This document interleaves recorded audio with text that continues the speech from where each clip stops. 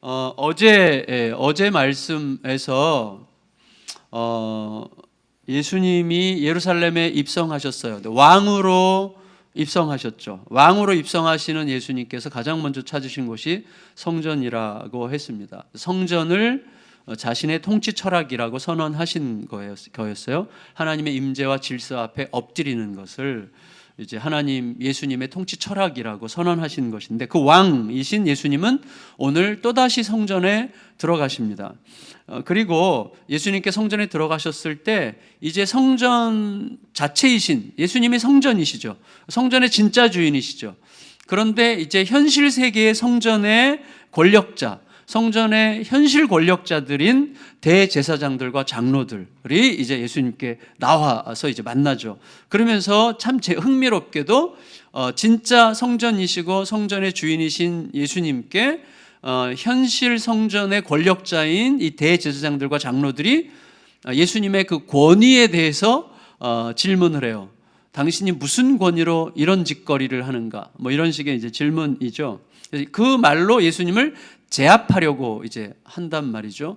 이거를 정말 잘 그린 그림이 이제 그 도스토옙스키의 까라마조폰의 형제들에 나오는 소설 중에 하나 가운데 나오는 대신문관이라는 스토리가 있거든요. 딱 이거거든요. 근데 이게 정말 맞는 거예요. 그러니까 이미 예수 그리스도의 자리를 그들이 차지하고 자기들의 권위를 주장하면서 진짜 예수님이 오셨는데 예수님을 또다시 가두거든요. 감옥에. 그리고 신문하죠. 예수님을 신문해요. 그러니까 그런 모습인 거예요. 이게 이제 그거를 그대로 이제 소설 속에 표현한 거죠. 근데 그게 사실은 우리들의 내면에서 일어나는 사건이거든요. 우리들의 내면에서.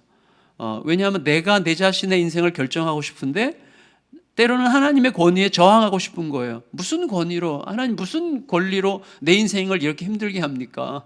내 인생의 주인이 난데. 이런 식의 이제 생각을 하게 되는 거거든요. 23절 읽겠습니다. 23절 시작. 예수께서 성전에 들어가 가르치실새 대제사장들과 백성의 장로들이 나와 이르되 내가 무슨 권위로 이런 일을 하느냐, 또 누가 이 권위를 주었느냐. 뭐 좀 점잖게 번역됐지만 실제로는 너 무슨 누가 준 권위로 이딴 짓을 하는 거야, 이렇게 얘기한 거죠. 자, 이 꾸짖는 방식의 질문인데 사실은 답을 듣기 위한 질문이 아니죠. 무슨 권위로 이런 일을 해? 이 말은 답을 듣기 위한 게 아니에요. 네가 무슨 자격이 있어서 이런 말이죠. 근데 사실은 이들의 지금 이 예수님을 제압하려고 하는 이들의 지금 모습은 굉장히 위협적이고 무거운 거예요. 왜냐하면 이들이 사실은 예수님께 사형을 언도한 법정 구성원들이거든요. 그러니까 이들이 결국 예수님을 사형시키는 건데, 그러니까 굉장히 지금 무거운 도전을 하는 거죠. 근데 이 사람들의 입장에서 보면 이해되는 면도 있을 거예요. 이 사람들 인간적으로 보면, 여러분 우리 시대에도 누군가가 이제 막 사방에서 굉장히 큰 이렇게 사람들을 막 끌어모으고 막 엄청난 이렇게 영적인 일을 하는 것 같은 막 굉장한 사역자인 것 같이 그러는데, 알아보니까 대학 교육도 제대로 안 받았고 신학교도 제대로 졸업하지 않은 사람이 무슨 대단한 영적 권위를 가졌다고 사역한다고 막 이렇게 떠들고 있다면 누구든지 의심하거나 평가절하하고 싶은 그런 마음을 갖지 않겠어요? 신학교도 안 나온 사람이 이런 식의 얘기를 하지 않겠어요? 예수님이 신학교도 안 나오신 거죠. 특히 여러분 공적으로 굉장히 권위 있는 포지션을 부여받은 자들의 입장에서 보면, 상당히 객관적으로 권위 있는 신학교를 졸업하고 객관적인 공적 지위를 부여받은 사람들의 입장에서 보면 얼마나 가짜않게 보이겠어요? 그러니까 예수님은 어떻게 보면 근본이 없는 야매 떠돌이 사역자죠. 그런 자가 지금 내 나와바리에 들어와 가지고 어지럽히고 있는 중이에요. 여러분 물론 인간적으로 본다면 그렇게 이해할 수 있다는 거예요. 근데 인간적으로 이해할 수 있다는 것이 곧 지지하는 건 아니잖아요. 그렇죠. 이해할 수 있는 것과 지지하는 것은 다릅니다. 다른 거죠.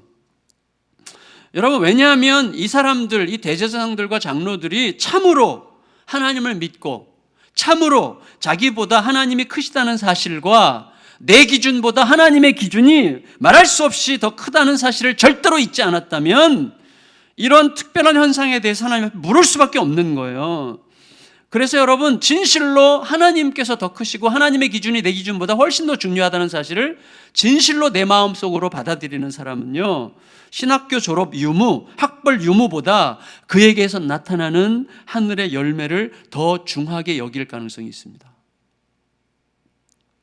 그래서 종교적으로 타락하는 결과 중에 하나가 그런 어떤 객관적 자격 조건을 너무나 중요하게 생각하는 거예요. 사실은 어떻게 보면 제가 아주 냉정하게 그리고 좀 과격하게 혹은 급진적으로 말하면 신학교를 다 졸업한 사람보다 신학교 교육 하나도 안 받았는데 삶에서 진짜 생명을 살리는 열매가 나타나는 사람이 있다면 저는 과감하게 이분을 교육자로 쓸 거예요. 쓰고 싶어요, 진짜로. 여러분, 하나님께서 세상을 보시는 관점, 물론 위험하죠. 위험할 수도 있죠. 그리고 사람을 우리가 어떻게 알겠어요?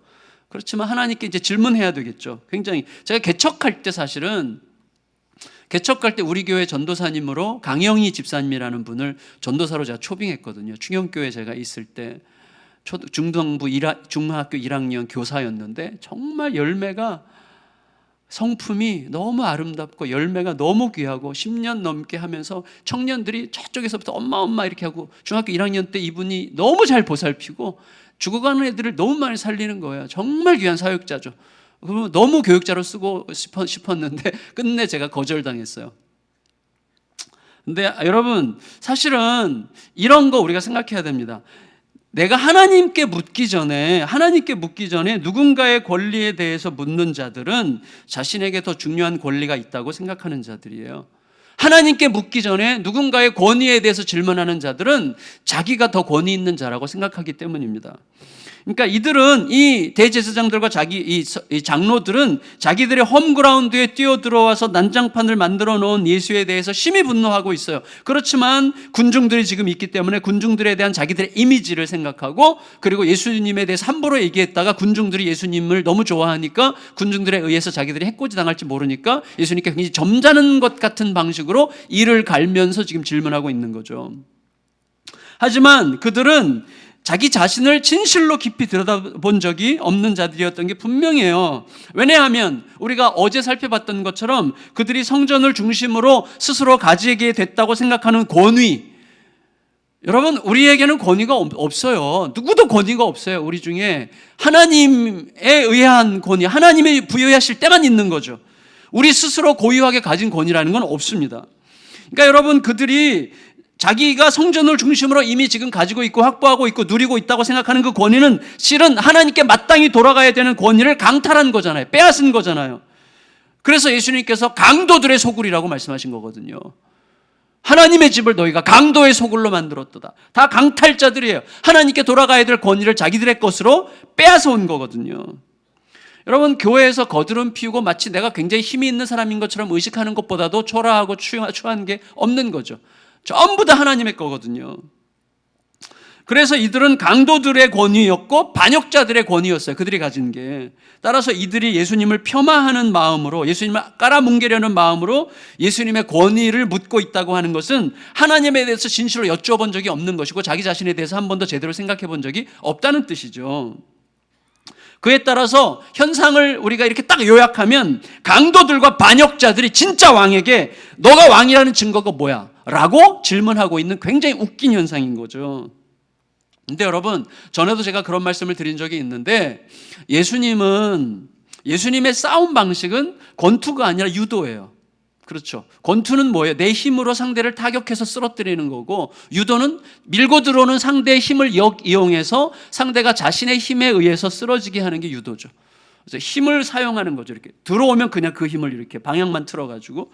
예수님의 싸움은 항상 유도식인 것, 유도 방식. 그래서 공격해 들어오는 자가 자기 힘에 걸려서 스스로 넘어지게 하는 방식으로 상대하시죠.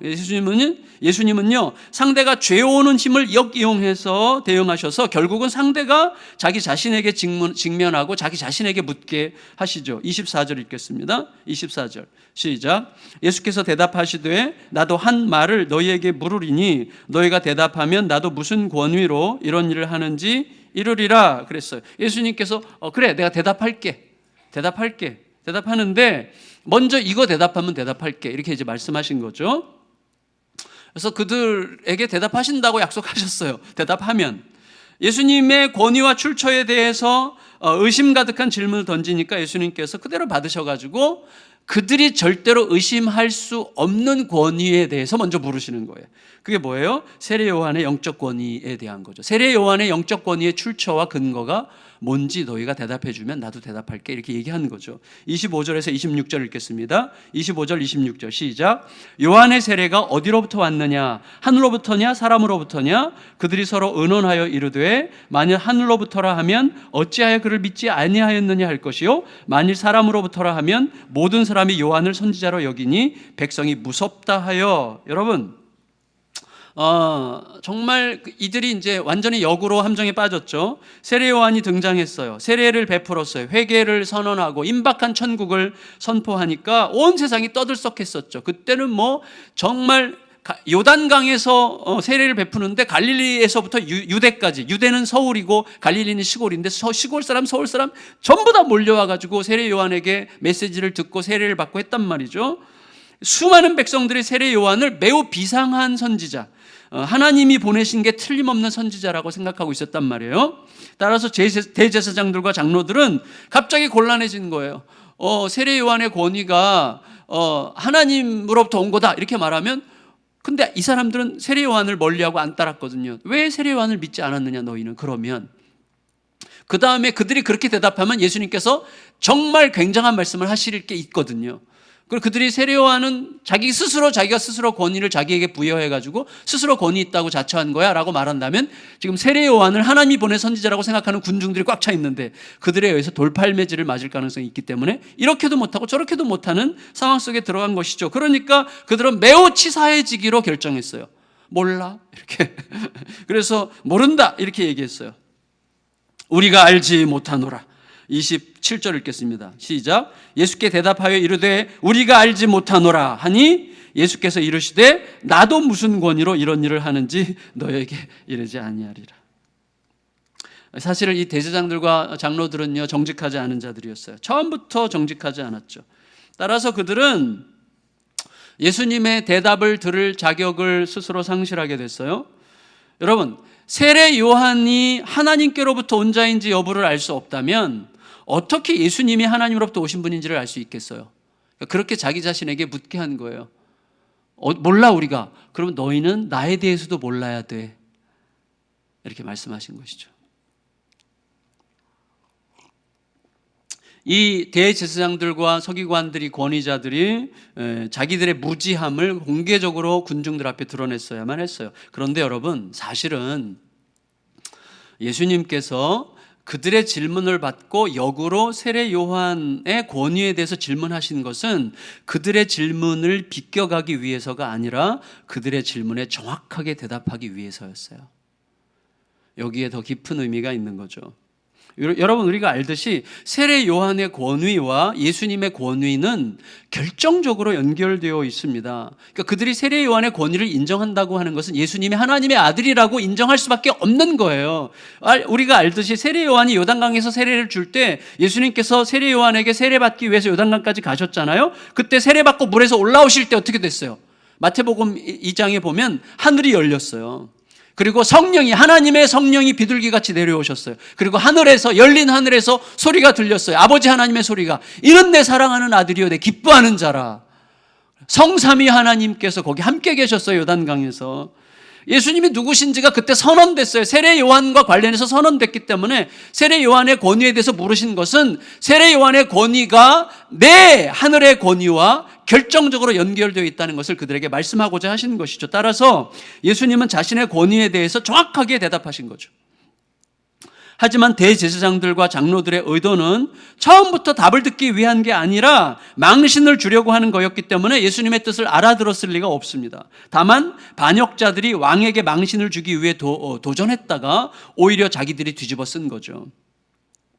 여러분, 이렇게 예수님의 권위 논쟁이 예수님의 압승으로 끝난 다음에 이제 예수님은 성전에 모인 모든 사람들에게 매우 풍자적인 비유 말씀을 하세요. 이 말씀이 참 귀한 말씀인데요. 28절에서 31절 읽겠습니다. 28절에서 31절 시작. 그러나 너희 생각에는 어떠하냐? 어떤 사람에게 두 아들이 있는데 맏 아들에게 가서 이르되 예 오늘 포도원에 가서 일하라 하니 대답하여 이르되 아버지께 가겠나이다 하더니 가지 아니하고 둘째 아들에게 가서 또 그와 같이 말하니 대답하여 이르되 실소이다 하였다가 그 후에 뉘우치고 갔으니 그 둘 중에 누가 아버지의 뜻대로 하였느냐? 이르되 둘째 아들이니이다. 예수께서 그들에게 이르시되 내가 진실로 너희에게 이르노니 세리들과 창녀들이 너희보다 먼저 하나님의 나라에 들어가리라. 대제사장들과 이제 장로들에게 대답하신 거죠. 여러분 이 말씀 우리가 좀 생각해 볼 필요가 있는데 뭐냐면 우리는 당연히 아버지가 큰아들 둘째 아들에게 야 포도원에 가서 좀 일 좀 해라 그랬더니 큰아들은 갈게요 그러고 안 갔고 둘째 아들은 싫어요 그러다가 갔단 말이에요. 그럼 우리들의 문화에서는 당연히 둘째가 기특하죠. 사실은 그런데 유대적 문화 배경에서는요 둘째 아들은 정말 싸가지 없는 놈이거든요. 사실 그 당시 문화적 배경에서는 아버지 부탁에 대한 아들의 대답은 하나밖에 없어요. 순종이에요. 순종. 다른 선택이 여지가 없는 문화예요. 그러니까 포도원에 설령 안 갈지라도 일단 아버지 앞에서 예의를 갖춰 말하는 게 훨씬 더 나은 평가를 받았을 거예요. 아버지가 말씀하시는데 당장 그 앞에서 싫습니다 이렇게 말하는 것은요 돌에 맞아 죽을 싸가지 없는 아주 싸가지 없는 일이죠. 죄송합니다. 근데 하지만 예수님은 사람들의 상상을 뒤집어 엎으신 거예요. 예수님이 강조하시려고 하는 게 뭐냐면 소위 권위와 믿음이라는 거예요. 권위와 믿음. 자, 무슨 말인가 하면 예수님의 말씀을 이렇게 풀어서 이해할 수 있을 것 같습니다. 이렇게 말씀하신 셈이에요. 너희는 지금 나의 권위에 대해서 물었는데 그렇다면 나의 권위에 대해서 물을 수 있는 너희들의 권위는 어디서 온 것이냐? 예수님의 권위에 대해서 물을 수 있는 그들의 권위는 어디서 온 거예요? 그들에게 권위가 있다면 그 권위, 예수님에 대해서 물을 수 있는 권위가 있다면 그 권위는 오직 하나님으로부터 온 권위뿐이죠. 그럼 하나님으로부터 온 우리에게 주신 권위는 뭐예요? 믿음이죠. 권위가 우리 게 아니기 때문에 하나님이 주시는 권위에 대해서는 하나님에 대한 믿음만이 우리의 권위예요. 지금 믿음 얘기를 하시는 거예요. 그러니까 너희가 나의 권위를 질문했는데 나의 권위에 대해서 묻는 너희들의 권위의 근거는 무엇이냐? 너희가 만일에 나에게 물을 수 있는 권위가 있다면 그 권위는 하나님이 주신 권위일 텐데 그 권위는 결국 믿음이 아니냐? 그럼 믿음이 뭐라는 거예요? 지금 믿음이란 뭐냐? 그건 너희가 어떻게 말하고 있느냐, 지금 너희가 어떤 방식으로 나에게 묻고 있느냐, 권위 있게 그럴듯하게 말하느냐, 그게 믿음이 아니라 어떻게 너희가 지금 행하고 있느냐 하는 것이 믿음이다라고 말씀하신 거예요. 여러분, 하나님이 주신 믿음이 없다면 그 사람은 절대로 예수님의 권위에 대해서 물을 수도 없죠. 하나님이 주신 믿음이 없는데 어떻게 예수님의 권위에 대해서 물을 수가 있습니까? 여러분, 하나님을 믿는 자가 하나님으로부터 온 권위의 진정성 여부를 묻는 것 자체가 모순이죠. 너에게 믿음이 없구나 그 말이죠. 너희에게 믿음이 없으니 어찌 물을 수 있으리요? 이렇게 말씀하신 셈입니다. 도무지 답을 얻을 수 없는 허망한 질문을 하는 것뿐이에요. 하나님을 믿지 않는 자는요, 그들이 어떤 답을 듣더라도 결국 그들이 들을 것은 오직 자기 자신으로부터 나오는 소리일 뿐이기 때문에 절대로 답이 없어요. 그것은 결국은 안 듣죠. 여러분, 우리가 싸울 때 알잖아요. 결국 자기 전제를 딱 갖고 싸우는 사람은요, 무슨 얘기를 해도 결론이 안 나요. 무슨 얘기를 해도. 왜? 결국 자기 자신의 것만 믿고 있기 때문에. 그러니까 듣고자 하지 않는 사람과는 대화해야 결론이 안 나는 거예요. 겸손히 들으려고 해야죠. 내 생각이 전부야, 내가 이 생각대로 해야 돼, 이게 옳아라고 이걸 끝까지 고집하는 사람과는 대화가 안 되는 거예요. 하나님을 믿는다면 하나님으로부터 듣고자 해야 돼요. 하나님으로부터 듣고자. 결국은 내 것을 주장하는 게, 제가 계속 반복해서 말씀드리지만 내 것을 주장하려고 하는 건 결국 뭐예요? 나를 섬기는 거예요. 내 자존심을 섬기는 거죠. 교회 안에서 이것 때문에 망가지는 겁니다. 내 자존심을 섬기면 안 됩니다. 여러분, 그래서 그러면 아버지에게 얼마나 그럴듯하게 말했느냐가 아니라 갈게요, 얼마나 그럴듯하게 말했느냐가 아니라 어떻게 아버지 뜻대로 행했느냐 하고 하는 게 믿음인데, 그 믿음은 어떻게 해서 생기는 거죠? 그 믿음은 나보다 아버지가 크다는 사실을 실제로 절대로 잊지 않을 때만 생기는 믿음이죠. 실제로 절대로 있지 않을 때만 발생하는 믿음이죠. 나보다 하나님이 훨씬 더 크시다는 거죠. 내 생각보다 아버지 생각이 훨씬 더 크다는 것을 진심으로 깨달을 때만 생기는 믿음이에요. 여러분, 큰아들은 아버지 부탁이 있었을 때 처음에는 아버지 말씀이니까 체면도 있으니까 하겠다고 말했지만 생각해 보니까 자기 생각대로 하는 것이 자기에게 훨씬 더 유리하겠다고 판단이 되니까, 다시 말하면 자기 생각이 아버지 생각보다 더 중요하고 크다고 생각하니까 자기 생각대로 따라서 안 한 거예요. 둘째 아들은 뭐예요? 처음에는 아버지 말씀이고 뭐고 내 생각대로 하는 게 훨씬 더 중요하다고 생각해서 안 가겠다고 했지만 나중에는 자기 생각보다 아버지 생각이 훨씬 더 크다고 판단되었기 때문에 뉘우치고 아버지 뜻을 따르게 되는 거죠. 따라서 여러분, 진정한 믿음은 무엇입니까? 진정한 믿음은 나보다, 내 생각보다, 내 욕망보다, 내 현실에 대한 나의 불안한 판단보다 내게 말씀하시는 하나님을 훨씬 더 크고 위대하고 확실한 분으로 생각하는 은혜를 힘입는 사람에게서 일어나는 것이 믿음이죠. 항상 이게 잊지 않아져야 돼요. 제가 염려와 두려움이 오고 막 근심이 오고 화가 나고 불안하고 막 신경질이 나고 막 이럴 때는 항상 뭐예요? 지금 내 감정과 내 생각과 내 판단이 너무 중요하기 때문이거든요. 조금만 지나서 그때 뭘 결정하지 않고 가만히 기다리고 하나님이 정말 원하시는 게 무엇인지를 잠잠히 물으면 그때 알게 돼요. 그래서 그때 나오는 게 믿음이에요. 나보다 하나님이 더 크시다는 사실이 분명해질 때 나오는 게 믿음이고, 믿음만이 역사하는 것입니다. 내 자존심이 역사하면 반드시 상처가 생기고 다툼이 생기고 분열이 생기고 아픔이 남는 거죠. 하지만 여러분, 대제사장들과 장로들은 이미 하나님의 생각보다 자기들의 생각이 훨씬 더 크게 작동하는 자들이었기 때문에 그에 따라서 하나님의 집을 자기들의 안방으로 만들어버린 자들이었죠. 하나님의 생각보다 자기 고집과 주장을 훨씬 더 중히 여기고 결국 자기들의 뜻을 관철시키려고 하는 욕망에 사로잡힌 자들이었습니다. 이런 사람들은 결국 하나님을 섬기는 신용은 하지만, 하나님의 이름을 걸고 일하는 신용은 하지만 그 신용조차도 결국은 자기 뜻을 관철시키려고 하는 욕망에 불과한 것이죠. 그래서 여러분, 믿음은 하나님의 뜻대로 행하는 것이다 이렇게 말할 수 있지만 오히려 그보다는 이렇게 말해야 돼요. 하나님을 진실로 믿는 자는 하나님의 뜻대로 행할 수밖에 없다. 이렇게 말해야 됩니다. 하나님을 믿는다는 게 뭐라고요? 하나님이 어떤 경우에도 나보다 크시다는 사실을 절대로 잊지 않는 것입니다. 그런 사람은 하나님의 뜻대로 행할 수밖에 없죠. 여러분, 그거는 이거랑 똑같아요. 자식을 사랑하는 사람은 결코 가만히 있을 수 없는 것과 똑같은 거예요. 내 생각보다 하나님의 생각을 훨씬 더 크게 중히 여기는 자는 결코 가만히 있을 수 없어요. 반드시 하나님의 뜻대로 행동하게 되어 있는 것입니다. 그러니까 이렇게 해 저렇게 해라고 말할 필요가 없어요. 결국은 하나님과의 관계에 대해서 이야기할 수밖에 없는 거예요. 내가 하나님을 어떤 분으로 생각하느냐가 결국 우리들의 삶에 고스란히 나타나게 되어 있는 것입니다.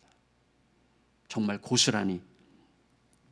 결국 예수님께서는 이 두 아들 비유를 말씀하신 이유에 대하여 이렇게 결론적으로 말씀하십니다. 32절 읽겠습니다. 32절 시작. 요한이 의의 도로 너희에게 왔거늘 너희는 그를 믿지 아니하였으되 세리와 창녀는 믿었으며 너희는 이것을 보고도 끝내 뉘우쳐 믿지 아니하였도다. 결국 예수님은 권위에 대한 질문을 한 대제사장들과 장로들에게 믿음으로 결론을 내리시는 거예요. 너희가 권위에 대해서 나에게 물은 것은 결국 믿음의 문제다. 너희의 믿음의 문제다. 너희 마음속에 믿음이 없으니 어찌 이것에 대해서 답을 얻을 수가 있겠느냐, 이렇게 말씀하신 것이죠. 여러분, 하나님이 보낸 사람, 하나님으로부터 권위를 부여받은 사람, 세례 요한이 왔을 때 하나님을 믿는다고 자부했던 대제사장들과 장로들은 결코 그가 또 그 사람 세례 요한과 세례 요한이 전하는 말씀을 믿지 않았습니다. 그것은 그들이, 대제사장들과 장로들이 하나님을 믿는다고 말했지만 사실은 자기 자신을 믿었기 때문이에요. 결국은 자기 자신을 믿은 거예요. 하지만 세리와 창녀들은 하나님을 믿었어요. 왜냐하면 자기 자신들을 결코 믿을 수 없는 사람이라고 알고 있었기 때문이죠. 그래서 차라리 세리와 창녀가 되는 게 낫다 이렇게 말씀하려고 하는 것이 아니라 우리의 자기 자신에 대한 생각이 세리와 창녀가 생각하는 것과 같아야 된다는 거예요.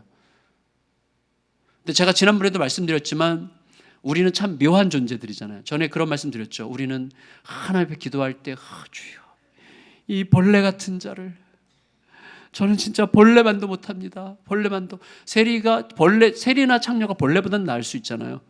근데 나는 벌레만도 못합니다라고 막 이렇게 하다가 밖으로 나가는데 이 세리 같은 놈, 그러면 막 죽일 듯이 싸울 만한 게 우리들이잖아요. 그게 우리들의 자기 인식이라는 거죠. 자기 인식.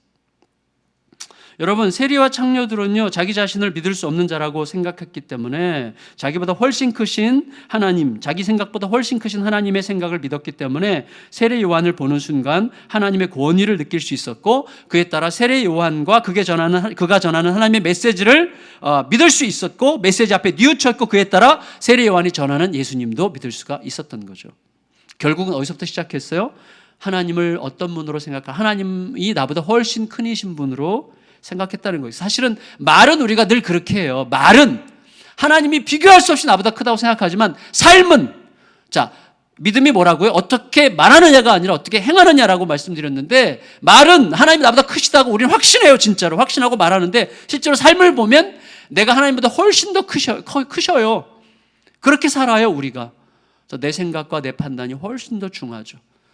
그대로 되지 않으면 못 견디는 마음이 있는 거죠. 하나님 앞에 엎드리지 못하는 거죠. 그래서 예수양남교회가 망하는 길은 되게 쉬워요. 간단해요.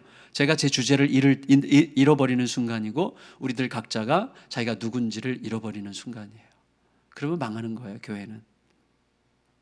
그렇죠? 우리가 누구인지를 절대로 잊지 않고 하나님이 우리보다 항상 크시고 하나님과 하나님의 말씀과 그의 생각이 나의 것보다 훨씬 비교할 수 없이 크시다는 사실을 절대로 잊지 않는 한 이 교회에 하나님의 생명이 계속 흐를 것입니다. 자기 생각을, 자기 입장을 섬기지 말고 나보다 비교할 수 없이 크신 하나님을 섬깁시다.